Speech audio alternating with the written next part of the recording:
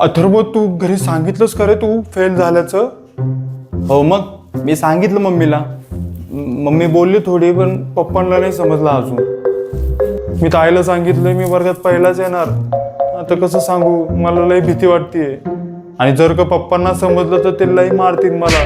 त्यांनीच माझा सगळा अभ्यास घेतला होता. अहो बंटीची मम्मी, यावेळेस तुमचा बंटी पास होणार की नाही? हा, मग आमचा बंट्या वर्गामध्ये पहिला येणार, तुम्हाला बोलले होते ना मी. हा, यावेळी आमचाच बंट्या वर्गात पहिला येणार आणि अथर्वपेक्षा जास्त मार्क त्याला पडणार आहे. हा, अहो घरी आता पेढे घेऊन यायला विसरू नका. आपल्या बंट्या वर्गात पहिला येणार आहे. अख्ख्या सोसायटीमध्ये आपल्याला पेढे वाटायचे. हा, ओ बंटीचे बाप्पा, येताना पेढे घेऊन या. हा, खूप वर्ष झाले बंटी वर्गात पहिलाच आला नाही. तुम्ही प्रत्येक वेळी आमच्या अथर्वचेच पेढे खाल्लेत. ओ अथर्वची मम्मी, या वर्षी आमच्या बंट्याचा अभ्यास म्या घेतलाय. तोच वर्गात पहिला येणार, पहा तुम्ही.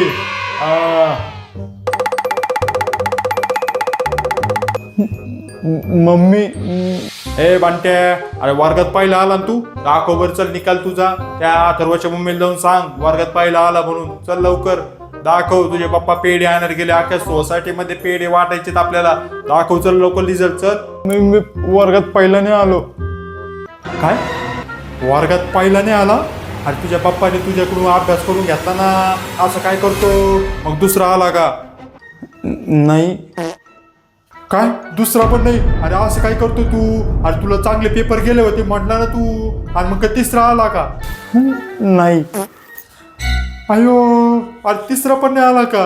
अरे कस काय असं वागतो रे बंट्या? मग चौथा? नाही. अयो, अरे नाही, तिसरा पण नाही, चौथा पण नाही. अरे मग आला कितवा? शेवटी तिसरा.